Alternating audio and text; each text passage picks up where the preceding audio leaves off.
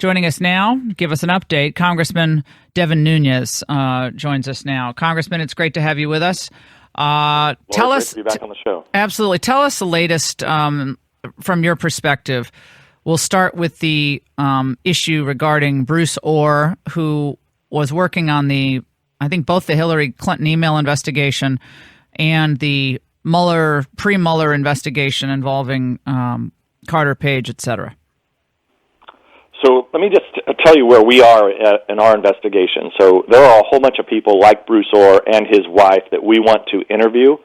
We're actually compiling a list of people that we want to interview, several former DOJ officials. So that's ongoing, people that we're going to have to ultimately bring in. Where we are right now is in phase 2 of the investigation, where we're looking at the State Department.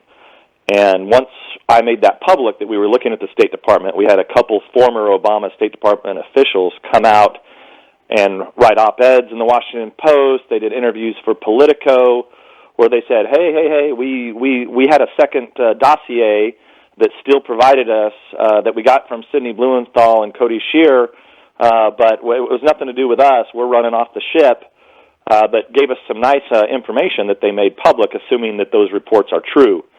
So this is part of what we've been after. There's other people that we want to interview as it relates to the State Department, and it's essentially information that went to the State Department and then somehow found its way into other government agencies. We've been hearing about the State Department angle for some time. Can you tell us if this may go to the top levels of the State Department? John Kerry obviously took over for Hillary Clinton. She was running for president. Does it go all the way up to him? Well, we do know from the two people who have now come out and shared publicly information, they claim that Kerry was briefed on. Now, we don't know if it's the first dossier or the State Department dossier that was put forth by Steele in conjunction somehow with Blumenthal and Shear, but that's what we're looking at. The former CIA director Michael Hayden on Wednesday blasted the FISA Court memo written by the Republicans as, quote, very destructive to U.S. security. He said, "My God, I've never seen it this politicized. Major institutions, none of them is perfect, but our political rhetoric has become so angry, so unwise." He described the current era of congressional intelligence oversight as really pretty dark. Your reaction? Well, I think it's the opposite. We're opening the light onto this. For a long time, these agencies got corrupted at the top, especially during the Obama administration. This is not something, as you know, it's not something that I wanted to do. But the bottom line is, when the FBI and DOJ wouldn't take care of it themselves, when we found out, remember, it was almost 9 months that I knew that the dossier had been used to get a warrant on an American citizen to actually spy on another campaign. Okay, that's unprecedented. And that's something that the American public needed to know. We waited all that time. I have to take people back through it, but we had to subpoena in August. We had to fight. We had to ultimately, it culminated with the Speaker of the House telling the FBI director and the Deputy Attorney General that they were going to be held in contempt by the Congress if they didn't provide all the documentation. And finally, once we had all the documentation and they wouldn't take care of it themselves and police themselves and set up a process to police themselves, and in fact, they denied. They continue to deny to this day that there's some problem with getting a warrant on Carter Page, who was part of the Trump campaign, using dirt dug up by the Hillary Clinton campaign. They're in denial of that. And I'm sorry, Laura, but I think your listeners, I think Democrats, Independents, Republicans all agree on one thing.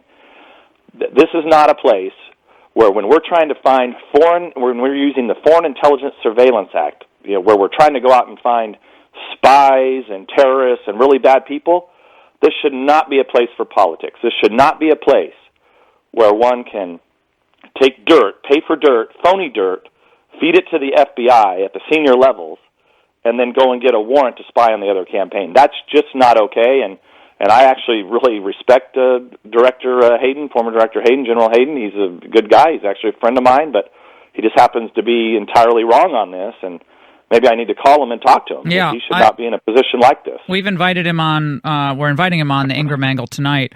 I doubt he'll accept, but again, he said if mistakes were made, and he said, I'm more referring to the FBI Director Comey press conferences and so on, then by all means, let's go to school on that. But releasing the controversial FISA memo, Newsmax writes, Hayden warned posed, quote, an immediate danger to the intelligence oversight process.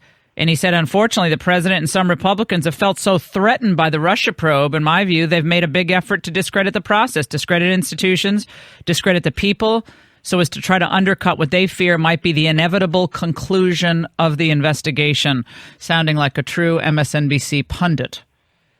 Yeah, that's so, and this is, again, where we're at in this country is a narrative was created by the Hillary campaign back in 2016. So I always have to take people back to this. So remember, the press likes to forget about this. In fact, they won't even ever write about it. The good thing was I was actually on CNN when I said this in April of 2016.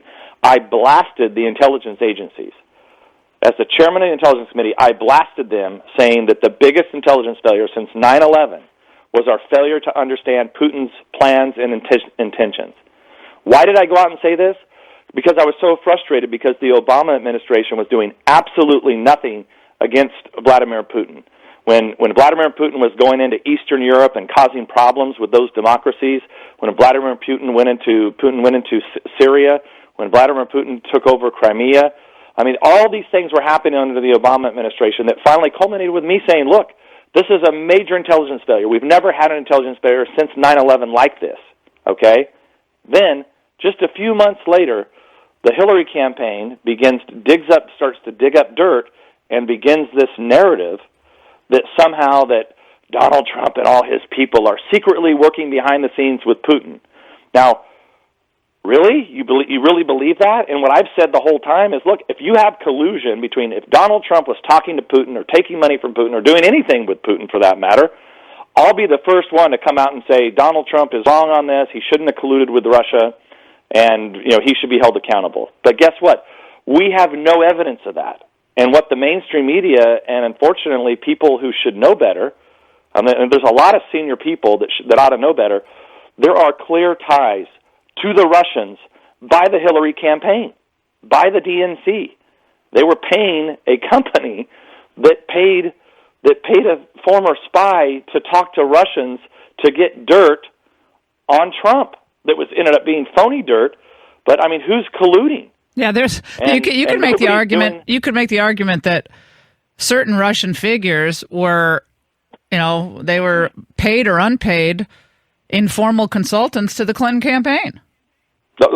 Absolutely, they were. I mean, that is what happened. I mean, if you take money, just because you give your money to a law firm that hires Fusion GPS, that hires a spy that perhaps gave money to Russians, we don't know if that happened or not, but I'm assuming that these Russians don't just give up information for free, then, I mean, how is that not the Hillary campaign funneling money to Russia to try to get dirt on the other candidate? I mean, it's a pure definition of collusion. And not only that, it's a clear effort to not only to collude, but to also hide the fact that you're colluding. Because in a campaign, you're supposed to come clean with everything you use your money for, right? I mean, so everybody runs for office. You can't just give your money to a lawyer that then gives your money to somebody else, that gives your money to somebody else, that then runs TV ads on your behalf.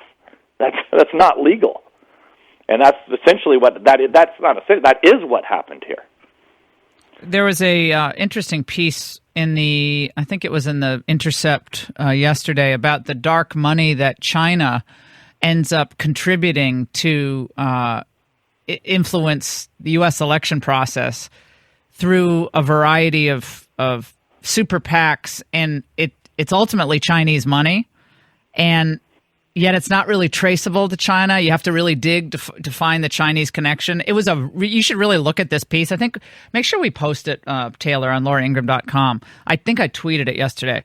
But I mean, I do get a little tired of people just focusing on Russia when we know that the biggest economic and military threat to the U.S. today even Marco Rubio, he said this 2 days ago, is China on every level, stealing from us, militarizing space, taking our intellectual property, incursions into Africa, throughout the Middle East, North Korea help they've given them, Iran technology. And then we're like, Russia, Russia, Russia. And every time someone says that, I say China, China, China. But, no, there's too much money is to be made in China, I guess. Well, look, I agree. I mean, we actually have I've been conducting, for a long time, we've been conducting a deep dive into China. I mean, we're actually working on something that we can make public. A few years ago, ironically, the House Intelligence Committee released, at the time, it was a bipartisan report on China's activities into what they were doing with certain cell phone providers and their ability to intercept our communications. That was back in a day when the Intelligence Committee was working in a bipartisan manner and it didn't become political. We were actually doing good work, and now that work is being ignored, and we went from the last administration, like I said earlier, where that completely did nothing about Russia, and at the same time ignored China.